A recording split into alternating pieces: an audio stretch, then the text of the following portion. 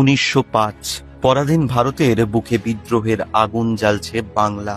বাঙালি শিখে গেছে ব্রিটিশদের চোখে চোখ রেখে কথা বলতে, আঘাত ফিরিয়ে দিতে। ঠিক সেই সময় লর্ড কার্জন খেললেন তার শেষ চাল, বঙ্গভঙ্গ।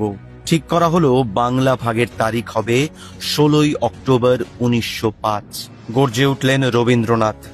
বঙ্গভঙ্গের বিরুদ্ধে তিনি হাতিয়ার করলেন রাখি বন্ধনকে। ঐক্যের সুতোর বাঁধনে জাগালেন বাঙালির ভ্রাতৃত্ববোধ। তার ডাকে হাতের রাখি হয়ে উঠল প্রতিরোধের প্রতীক। কার্জনের বিভাজনের বিষ গুড়িয়ে গেল ঐক্যের বন্ধনে।